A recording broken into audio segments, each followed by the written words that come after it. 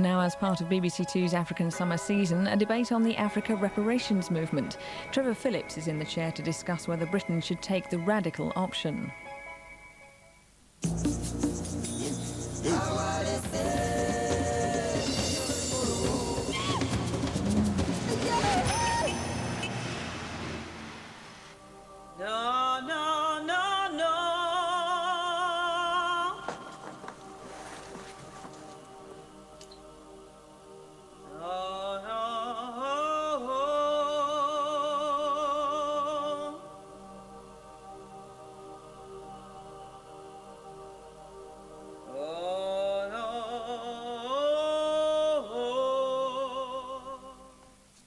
Good evening. Should British people of the present pay a price for this country's past role in the slave trade and colonialism? Tonight, the radical option puts the for reparations to Africa to the test. Just a few days ago, it was reported that the Queen plans, in effect, to apologise to the Maori people of New Zealand for colonial injustices.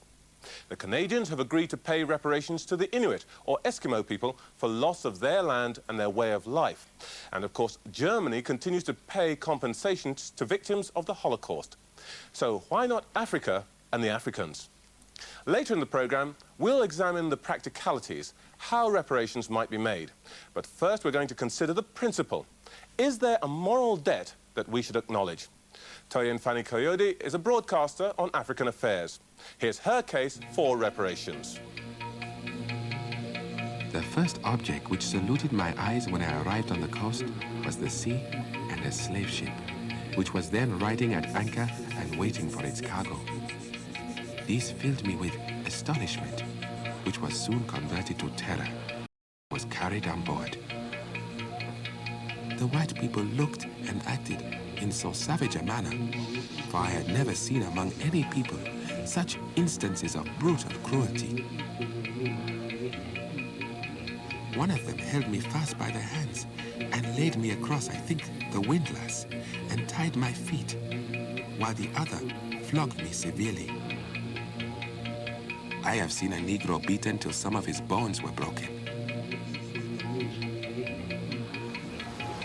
This is the kind of ship in which thousands of Africans were forcibly transported in the 18th century. From the early 1500s for nearly 400 years, Europeans perpetrated one of the greatest abominations in the history of the world, the transatlantic slave trade. 15 million manacled slaves were shipped to the New World, and it was on their blood, sweat, and humiliation that empire wealth was. Today, a century later, descendants of those slaves are still feeling the effects of that brutality. Slavery has to be seen as a Holocaust. It's not just a mere transitory experience that we can afford to gloss over as yet another incident in human history. It's a Holocaust as far as the African peoples are concerned. It's devastating, it was devastating, and remains, still is devastating. The transatlantic slave trade began because Europeans needed workers for their newfound colonies in the Caribbean and the Americas. The local populations were decimated by violent atrocities and European diseases, and the plantation owners looked to West Africa as the nearest source of cheap labor. Africa, at the time of the first slave raids, was a continent of sophisticated societies with well-run cities like Benin. Some countries sent ambassadors to Europe. Parts of Africa were highly advanced technologically and skilled in the use of metals. Conditions on board were brutal, inhumane, and foul. 500 to 600 Africans were chained below deck.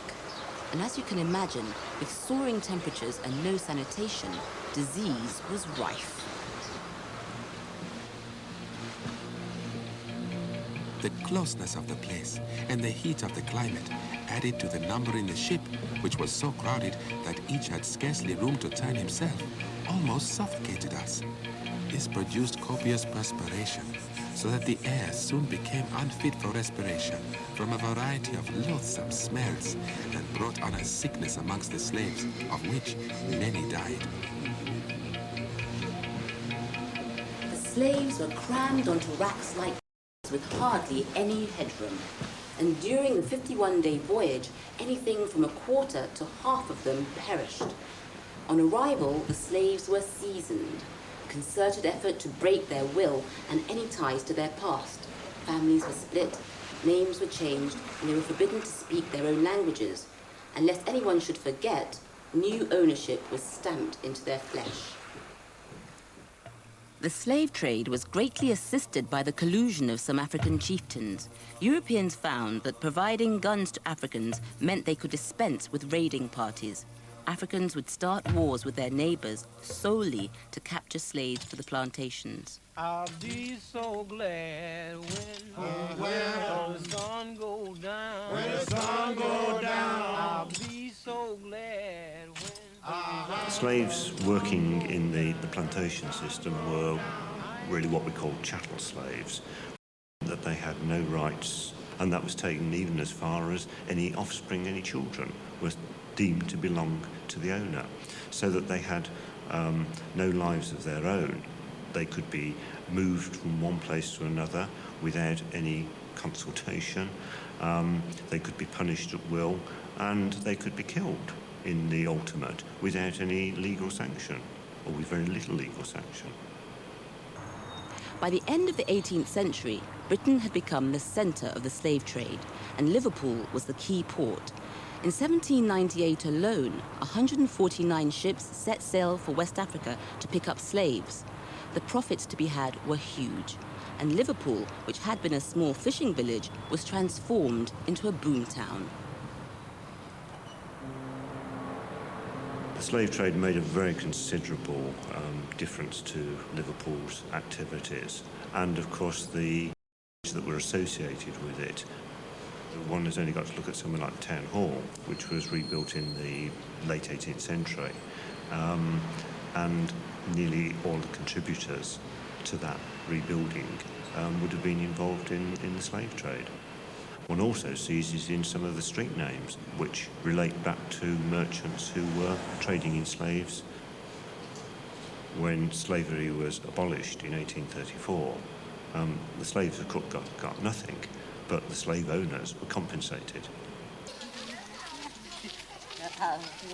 The removal of labour and the neglect of the land over 400 years of slavery had totally impoverished the continent of Africa. But that was not the end of European exploitation. From the 1850s, European powers progressively occupied and colonized the countries of Africa. Throughout the colonial period was a period in which Europe looted Africa immensely of its cultural artifacts, of its technique, of human resources, of skills. The colonialists designed an agricultural economy that would ensure a continuous supply of raw materials to Britain. But all the manufacturing was done in British factories. None of the profits came back to Africa. Many Africans argue that the colonization of Africa was only another form of domination after slavery formally ended. When African countries later gained their independence, they remained locked in the Western economic system. Today, much of that colonial economy remains. Most African countries are producing cash crops for which they have no use themselves, simply in order to earn money to pay off their debts to the West. An average African country spends something like about 60 to 70% as of now of its foreign revenue in this debt servicing. Now, it just doesn't make sense, if you like, economically. Precisely at a time when the price of the goods and services, including the price of the commodities the Africans themselves grow, are actually dictated by financial houses in London, Paris, or Washington. Perhaps the most insidious legacy of slavery is the devaluation of black men and women, which has resulted in a powerful racism.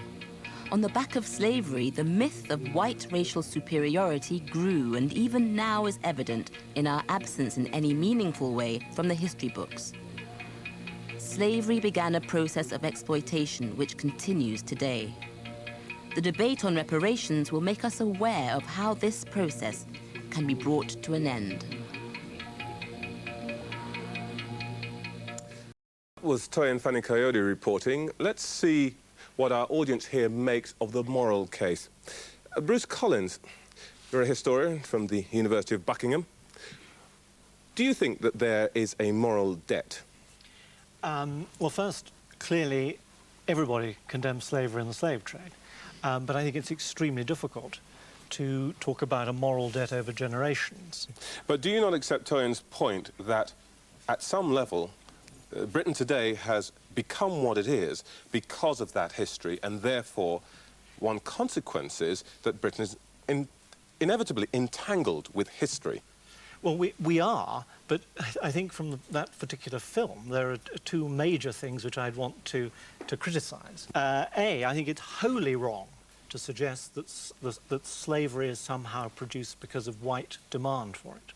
There was a massive and vigorous slave trade, which when any Europeans had any impact on Western Africa, through sub-Saharan Africa across to the Red Sea and your other point? And Eastern Africa. And your other point? As many slaves went eastwards to the Arab world as went westwards to the Caribbean. OK, thank you. That's the key. OK. Johnson Talmu. There comes a point at which you say to yourself, Britain today is made up of people who are not all white. There are people who come from all over the places. It's multicultural, multi-ethnic. My daughter, who's been born here, I am Ugandan myself, is she really morally responsible for what happened to my ancestors, who in our case in East Africa, it is the Arabs that actually took a lot of slaves. But to be precise, I think they're making the case about the British state, not about individual Britons. OK, John? Bernie Grant, you're one of the founders of the African Reparations movement in the UK. How do you respond to this argument that you can't visit the sins of the fathers on today's Britain?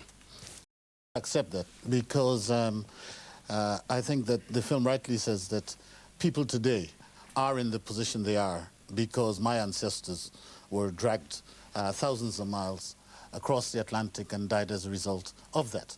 And when people talk about slavery, of course there was slavery. The Romans had Christians as slaves. They fed them to the lions and so on. But we're talking about a systematic system which deliberately took black people, no other people, black people from Africa to the Caribbean and exploited them there.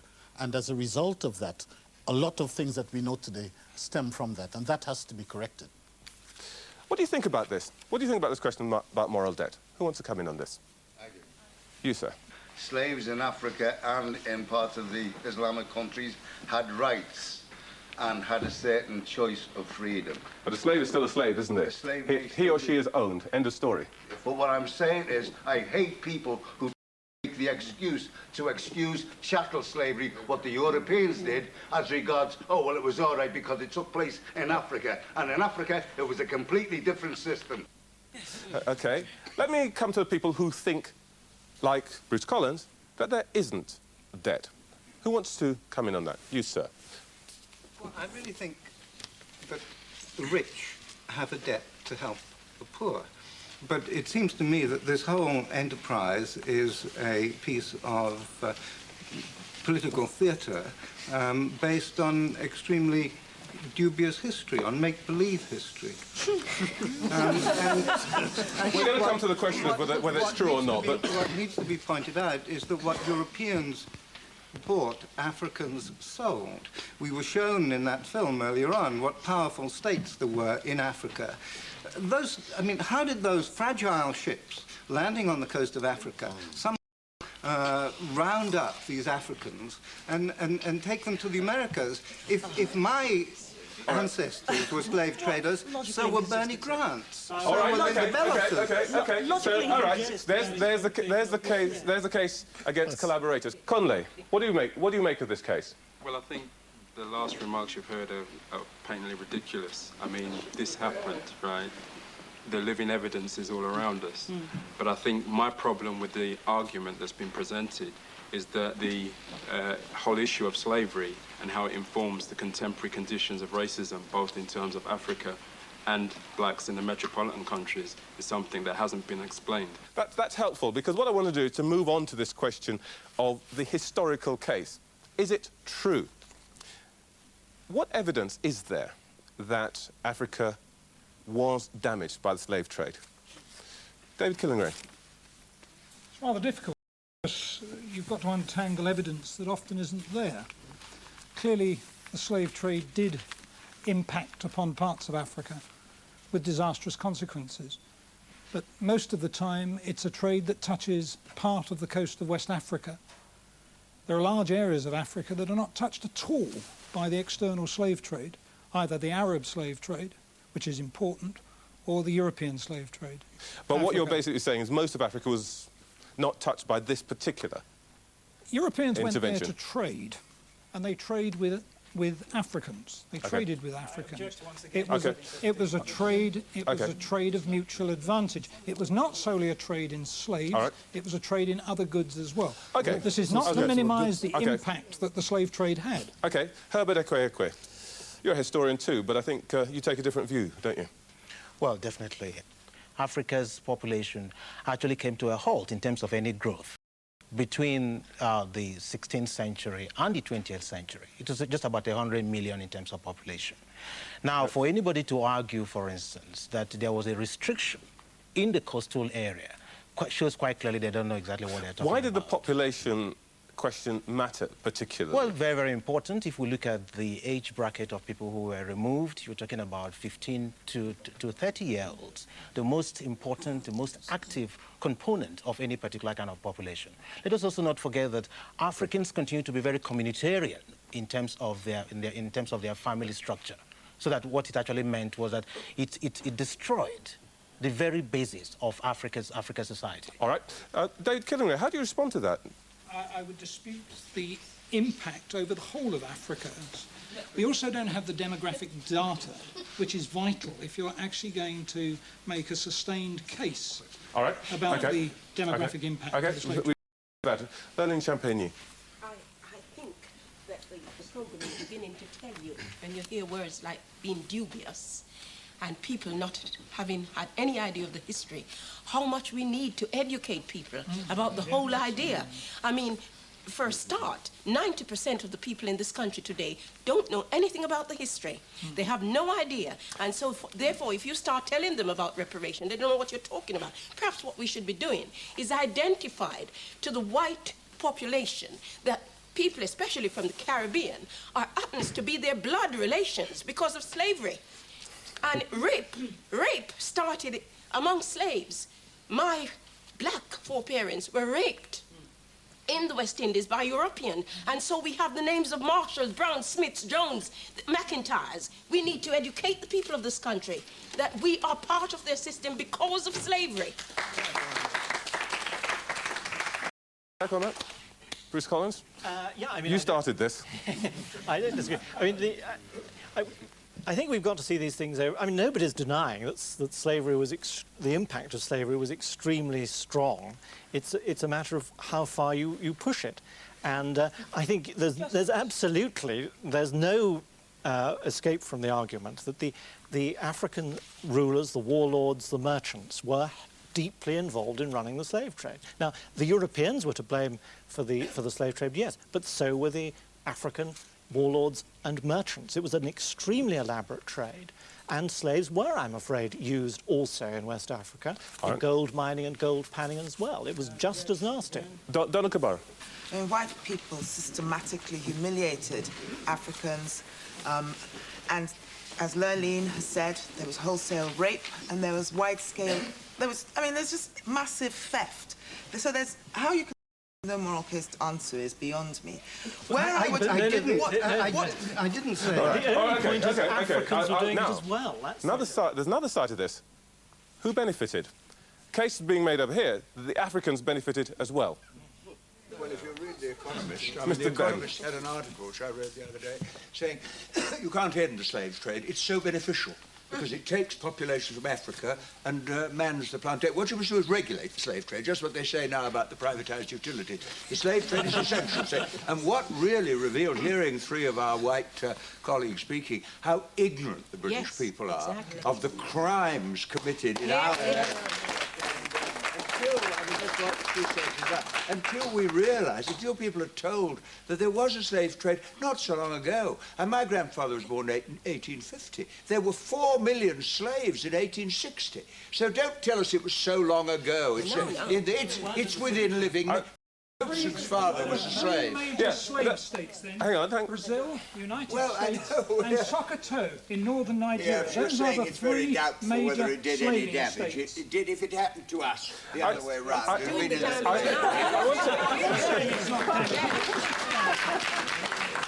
Okay. I want people to deal with this question. Dorothy Kuya. I think it's wrong to say reparations just in terms of the slave trade, because it's what happened afterwards. Africa was decimated, and it enabled Europeans to move in and colonize Africa. Right. So we have to take on the colonization of Africa. All black people in this room are here in this country because either their ancestors were enslaved or their countries were colonized. Yeah. My father was one of them. Linda Bellos. The provision of cheap materials on which people traded, got jobs, the growth of Birmingham as an industrial engineering base, these came directly out of the exploitation. The raw materials came from Africa. Plundered, they were stolen. The food that created a better diet for working class people, still restricted. I'm not saying that I think that white working class people had a wonderful time, because I think they were exploited by much the same people who were responsible for capitalism. And the same, okay. You have to bring a class analysis. All right. Okay. That's all fair enough. That's all fair enough. I don't spend all our time in history. Who can talk to me about whether that's still persists, that effect still persists in today's world? Well, of course it still persists, because when the slaves were supposed to have been freed, it was the slave masters that were compensated. In other words, they were getting more resources, whereas the Africans, whether they lived in Brazil or whether they lived in Africa, these resources have never been returned. We were talking about the collaboration of Africans in the slave trade. Of course, many of our ancestors collaborated, but they were given glass beads, they were given guns. These were destructive to African societies. Whereas white people, Europeans, were given cotton, gold, and all these commodities, which went to make the European economies of today. All right, so that works today. That's a very patronising view about Africans, that they only accepted beads and baubles. It may be patronising, but it's true. It wasn't a trade. It's not a question of whether it's patronising, it's whether it was true, and it is true. Well, I don't think it is. Howard Templey. There you are. What I was going to say is that, I mean, relatively more Englishmen went to the Americas than West Africans. The West African population was actually growing during this period. But the point is, they chose as a result of crops brought in from the Americas. But whether or not that's true, they chose to go. The Africans didn't. But in a way, Britain paid its debt, or began paying its debt, after trade was abolished by the suppression of the slave trade, and arguably Britain spent more on suppressing the slave trade after 1807 than she had gained before 1807. Many British people died in suppressing the slave trade and trying to persuade Africans to give up the slave trade. Okay, I want to ask an economist, if I may. I'd like to ask an economist to tell me what he makes of this argument that the economic legacy persists. Joel Cabazo. There is a danger of us blaming, say, for instance, the legacy of what's happened in Africa over the last 20 or 30 years purely on the effects of slavery and colonialism. We must sort of accept that the way the economies of Africa have gone is in large part due to the way they were managed. You know, I mean, for instance, 30 years ago when many of the African countries, 30 years ago when the African countries were sort of starting to gain independence, countries like Indonesia, Malaysia, Thailand were well behind, say, Nigeria, Ghana. These are the figures. And yet we look 30 years on, you see, you know, Africa's gone the other way. And, you know, so I'm saying that we mustn't blame everything on that. The legacy is there, but I'm saying that what about what's happening now? You, sir. Yeah, I want to respond to the economic effects that we see today. I mean, when we watched the film, we saw that black people were taken over and they were encouraged to grow cash crops. Now, we still have that today. People from Ivory Coast and from Ghana, for example, they grow their cocoa. It takes them years to grow cocoa. But who dictates the price? It's dictated in Britain or in the city or in Paris. Mm-hmm. And we see the same for sugarcane, all cash crops. These are crops that's not essential for black people in Africa. I mean, what's tea or coffee in tropical climate? But it's for Britain. And by doing that, we find out that the economic system in Africa is going down and down and down. The more cocoa they grow, the more coffee they grow, the less Britain pays, or the less Paris pays. Now, how come then, how is it possible then for African countries to repay their debt? Okay. I want to suspend the economic question for a moment, because there's another effect which has been advanced by the people who support African reparations, and that is that there has been a long-term psychological impact on African people. Femi Biko. By and large, the attitude of black people has been damaged grossly with respect to their identity, their purpose and direction. So that the question of referring to, we speak in these terms as black people, we speak to black people. In truth, if I were to say Africans, it would be found problematic psychologically by most black people. Okay. Furthermore, slavery has, if you like, created a psychology of the oppressed. Leah Chester, you are a member of the Nation of Islam, which stresses questions of black pride, reasserting black self-esteem. What do you make of this argument? Well, first and foremost, I think for all those apologists for slavery and those people who are like today trying to justify slavery, I mean, it really compounds the reality that there is no morality in this country when it comes to black people. Because the reality is that European people totally devastated Africa. The reality is that the legacy of that still exists today, and that we have such a thing in the world as genetic memory. And when you condition a man in a prison for 10 years, 15 years, and you call that man institutionalized, then you now go and have a look at 300 years of servitude slavery where people are destroyed as a human reality. And you have the audacity to sit here today and talk about this is not, you're trying to talk about one little part of Africa. The whole of Africa was destroyed. And all the black people suffer from that legacy, that all of us today suffer the realities that we were destroyed as a people. Having no right to read, to know, to have knowledge of our God, to have our own names, our language, our culture. This is the reality. And when you sit here today, this demonstrates that you have no concept of morality. And that black people must get together and do something for ourselves. All right, thank you. Kambi Jagedi, what do you make of this? I think there's an internalized self-hatred among black people. The way, I mean, that self-hatred is perpetuated in the way we treat ourselves, the way our own personal respect, and the way we treat each other as a group. So I think we really need to question ourselves. I think slavery definitely lives on, and the way we think, everything we do, has a lot to do with slavery. Okay, I'm going to come to the lady in the middle here. If you look at it legally, you've had a crime against humanity here. That's right. Okay, there's been damage, there's been benefit, serious benefit by Europeans, and Britain was at the forefront, and there should be a remedy.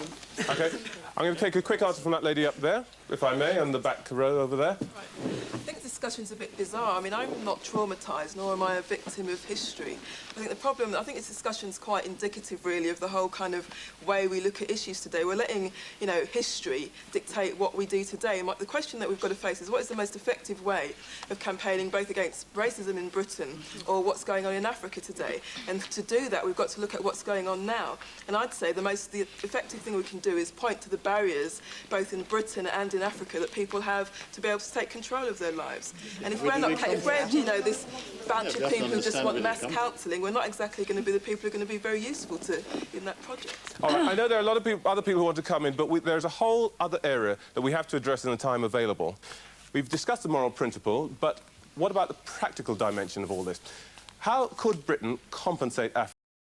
Here's Linda Bellos to outline the key demands being made by the African reparations movement. At its conference in Abuja, Nigeria in 1993, the Organisation of African Unity proposed an international campaign to demand reparations for the enslavement and conquest of Africa.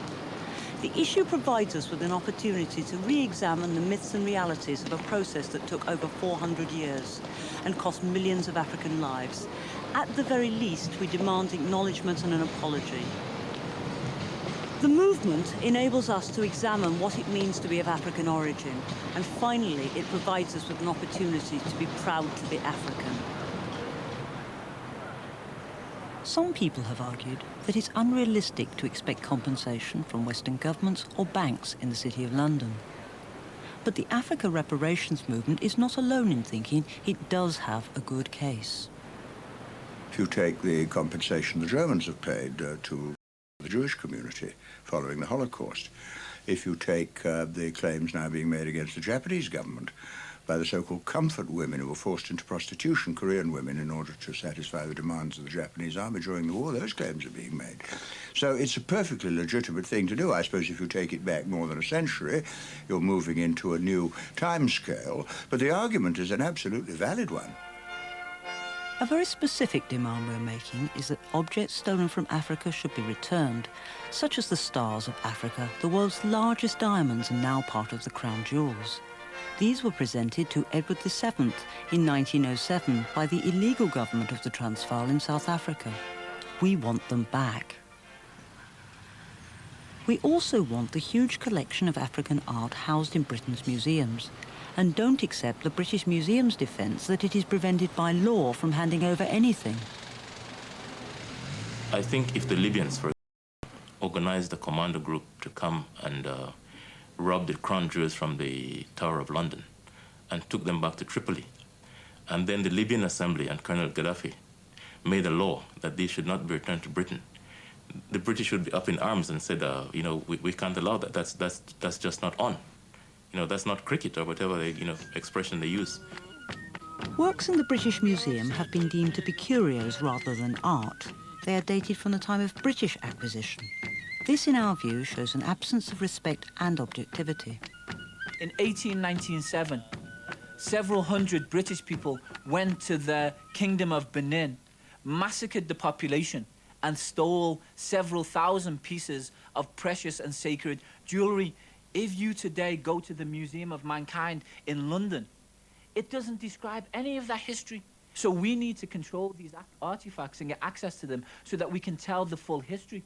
We also need to control them as African people because they benefit British museums. They give praise and credit and they bring money to British museums, and they were acquired illegitimately, illegally, through acts of plunder and death. It is not only in the museums that the true interpretations are missing. Education in Britain, for instance, constantly undervalues and denies Africa's contribution to the world and the damage done to it by Europeans. This must be changed. I think we can benefit by challenging the representations of inferiority, by challenging the assumption that we are inferior. If white people are shown a range of the things that Africans have achieved, a range of African accomplishments, that we can begin to challenge some of their crude racism, some of their crude stereotypes. The issue is not only of justice, it's about economics.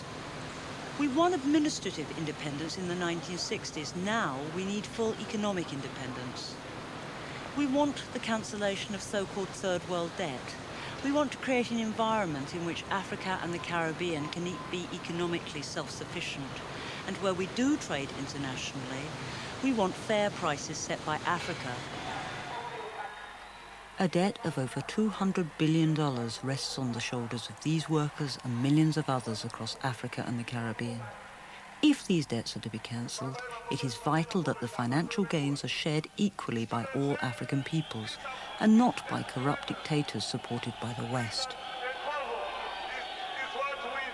If the third world debt were cancelled in whole or in part, then the opportunity for benefits to accrue to those countries that are now being squeezed by these brutal bankers would be enormous, and therefore as living standards rose, confidence would rise, and only a confident nation can deal with dictators. These countries are not capable of paying their debt servicing and investing in education, in food production, and other essential things at the same time. If a country is forced to spend 85% or 90% or sometimes 100% of export income in servicing debts, then it does not have money to invest in education, in infrastructure, in food production, and other essential items of welfare. Only a fool would say that we would forget the past or that we ought to forget the past. We live in the past at the present moment. I'm from Liverpool, and Liverpool built its wealth on the exploitation of African men and women. White people have convinced themselves and one another that they're superior that black people in some way pollute them. That's why black people are denied jobs and opportunities, because after several hundred years of exploitation and convincing themselves that they're superior, they don't want anything to do with us. The issue of reparations enable us as Africans to look critically at our past and positively towards our future, and to begin to repair much of the damage caused by our enslavement. We demand justice, not aid. We want to use money to invest in Africa. And finally, we want Africa's place in the world, in the New World Order, to be that of an equal. Bernie Grant, what would be the point of an apology?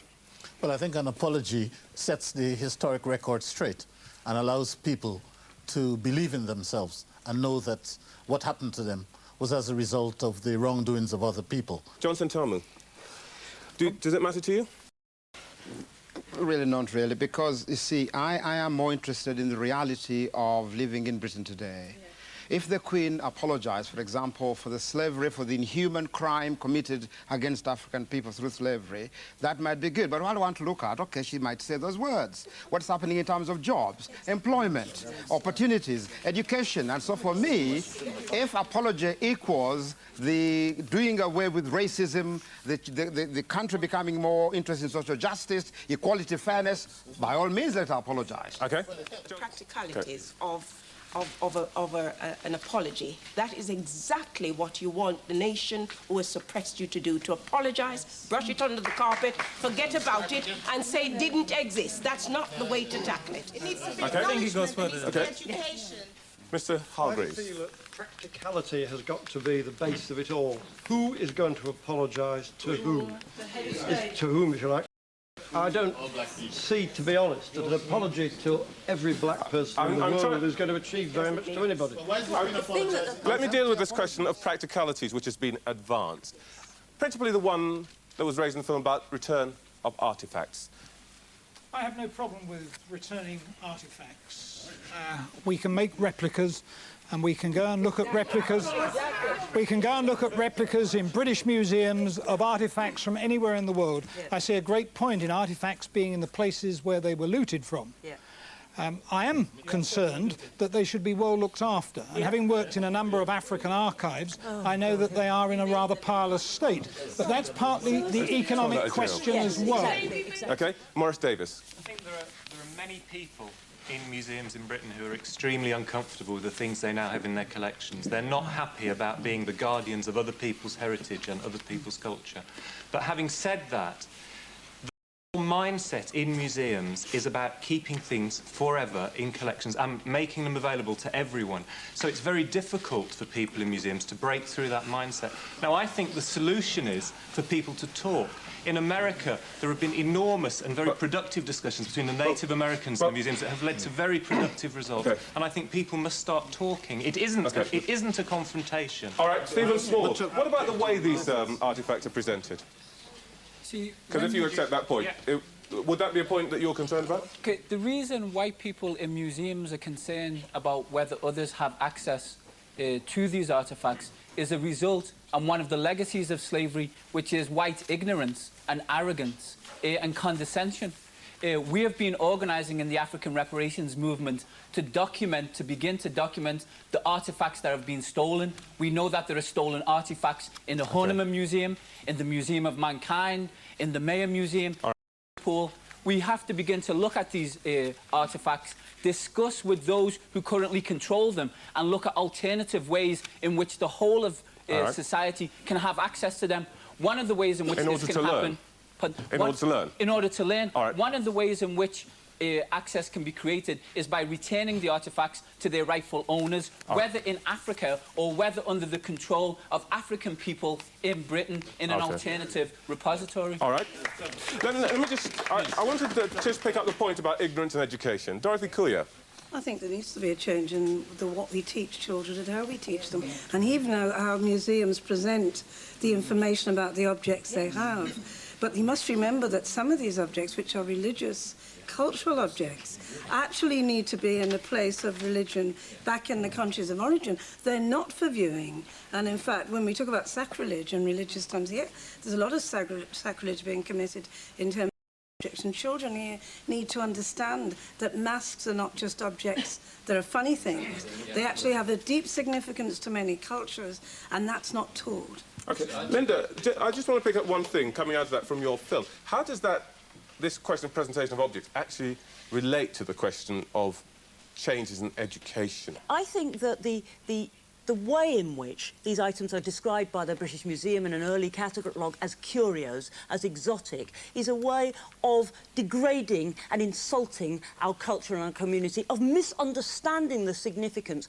Only by returning them to the places in which they were created can the real relevance be seen. And I think that the British people as a whole, white people and black people, need to learn, and I think they will gain something. But how does that happen, Linda? What actually takes place? I mean, how would you do it?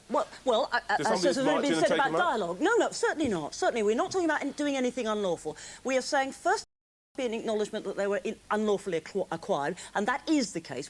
We have got evidence that these things were stolen. Okay, that's the first thing. Second thing. Then we have to make sure that we have adequate resources for building museums with tourist sites next to them, so that we can have hordes of European tourists going to Africa to generate income. So they want to do their scholarship. We don't have to go to London. They come to Lagos. That's perfect. Bernie Grant, very quickly. Can I mention 2 points? My friend here said that just very quickly. Yes, the curators want to preserve these things so everybody can see them. That's a fallacy, because the Fanti fishermen in Ghana can't go to the British Embassy and ask for a visa to come and see the Fanti flags in the British Museum. It's a nonsense. All right, you know? But I'm going to stop because I think we're missing. There's one important point which I think you will all kill me if we don't deal with, and that is the question of schools and education, which I want to. Can I just come back to you, Steve, on this question of schools? Stephen, what will a child that goes to school now learn if you got your way that he wouldn't or she wouldn't learn now?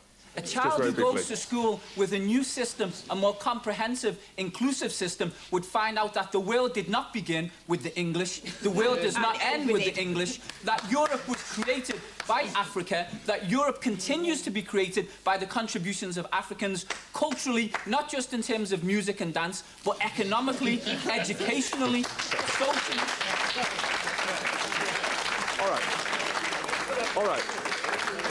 All right. We only have a little time left, and I want to deal with what was the most, I guess, important part of this, and it's the economic aspect of this, the cancellation of debt. I want to take a contribution on the cancellation of debt. How would you do it, Linda Bellos? You didn't say in the film.